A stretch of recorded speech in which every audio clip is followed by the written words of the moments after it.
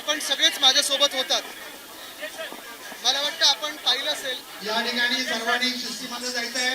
प्रथमतः आदित्य साहेबांना जाऊ द्या. आपण सगळ्यांनी पाहिलं असेल की जेव्हा आपण घरोघरी गेलो या कुंभारवाड्यामध्ये, खरं तर इथे मोठा व्यवसाय. आता सगळेच नवरात्री असेल, दहीहंडी असेल याची तयारी करतायत. कोणी कुल्हड बनवत आहे, कोणी पंट्या बनवत आहेत. आणि हे काही फक्त झोपडपट्टी नाही आहे, हा पूर्ण एक वेगळं इथे बसलेलं गाव आहे. 12.5 एकरमध्ये कुंभारवाडा आहे. आणि इथे हे सगळं हलकं फुलकं घेऊन चालणार नाही. आमची मागणी हीच आहे आणि तीच लोकांची मागणी आहे की पहिलं म्हणजे सगळ्यांना पात्र करा. दुसरी गोष्ट म्हणजे जे व्यवसाय राहणार कुठे धारावीमध्ये हे दाखवा.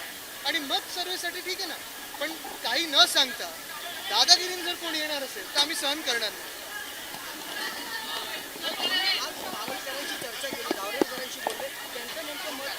धारावीकरांचं मत हेच आहे, इथे कुंभारवाडा असेल, कोळीवाडा असेल, इथे अनेक व्यवसाय आहेत, वेगळे समाज राहतात, ते वर्षानुवर्ष राहतात. कुंभारवाड्यात आपण पाहिलं असेल जवळपास 4 ते 5 पिढ्या राहतात. 1887 साली मला वाटतं ते इथे आले होते. त्याच्यानंतर एवढे वर्ष इथे राहत आहेत, त्या गावात बसलेले आहेत. हे ना रातोरात काढणार, जेवणं डम्पिंग ग्राउंडवर नेणार, हे काही चालणार नाही आणि सहन करणार नाही. एकनाथ शिंदे आणि तुमच्या मतदारसंघात गेले होते, अमित ठाकरे वर्गी मतदारसंघात गेले होते, तिथे वाद सुद्धा पाहत होते एका कार्यक्रमात. काय अरे काल बरोबर आहे, काल मला नंतर मंडळांनी सांगितलं, खरं काल उद्धव साहेबांचा वाढदिवस होता आणि म्हणून मी अमितच्या ऑफिसला पण कळवलं की आज जमणारच नाही. काल आपण पाहिलं की राजसाहेब स्वतःच घरी आले होते. तर जेव्हा एकत्र यायचं असेल मंचावर आम्ही पण दोन्ही ज्युनियर ठाकरे आयोजन तुम्हाला संधी नंतर मिळेल. मुख्यमंत्री असताना त्यांनी हा सगळा प्रोजेक्ट एक असं घेऊया. तसं पाहिलं असेल तर आपण एकंदर महाराष्ट्रामध्ये परिस्थिती पहा. चड्डी बनियन गँग धुमाकूळ घालत आहे. कोणी डान्स बार काढलेला आहे, कोणाचा कजरारे की अजून कुठची गाण्यांवर नाचत असतील. आणि दुसरीकडे आपण पाहतोय कोणी बुक्का मारतंय, कोणी बनियनमध्ये अजून काही करतंय. हे सगळं कदाचित मला माहीत नाही, जर कोणी दुसरं त्या पोझिशनमध्ये असतं मुख्यमंत्र्यांचं, त्यांना लाज वाटली असती. मुख्यमंत्री महोदयांना हे सगळं त्यांच्या सरकारची इज्जत कमी करण्यासाठी हे करतात का, त्यांची लाज घालवण्यासाठी करतात का, कदाचित हा पण विषय. आणि म्हणून माझं मत असं आहे की मुख्यमंत्र्यांची इमेज पाहता त्यांनी ह्याच सगळ्या मंत्र्यांना हकालपट्टी त्यांची केली पाहिजे.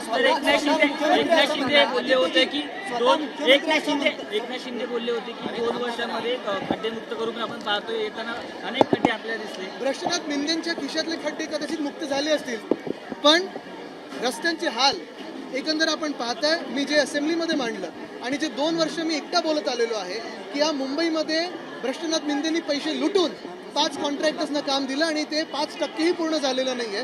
ते तर दिसायला लागले. घोटाळा त्यांचा लोकांसमोर आला. स्वतः मुख्यमंत्री असं म्हणतायत की मंत्रिमंडळातील काही मंत्र्यांचं वर्तन हे संवेदनशील नाही आहे. कुठेतरी मुख्यमंत्र्यांनाही कळलेलं आहे, फेल्युअर आहे. मुख्यमंत्र्यांना कदाचित कळलं असेल, पण युती धर्मामध्ये त्यांच्यावर कारवाई होणार नाही का, की युती धर्मामध्ये कारवाई झाली पाहिजे. कारण पहिलं उत्तर हे जनतेला देणं गरजेचं आहे. आणि जर चड्डी बनियन गँग अशी वेगळे वगैरे वागत असेल, हलकं सलतं काहीतरी करत असेल, तर त्यांच्यावर कारवाई होणं गरजेचं आहे. स्वतः मुख्यमंत्र्यांना अशा पद्धतीचा विधान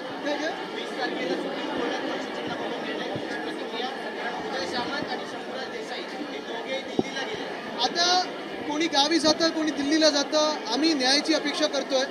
3 वर्ष झाले महाराष्ट्रासारख्या राज्यामध्ये संविधानिक प्रश्न उपस्थित झालेला आहे की 2 पक्षाची चिन्ह चोरली गेली, 2 पक्षाची नावं चोरली गेली आहेत, पण निकाल अजून मिळत नाही. आम्हाला हीच अपेक्षा आहे की लवकरात लवकर हा निकाल न्यायप्रमाणे, संविधानाप्रमाणे मिळाला पाहिजे.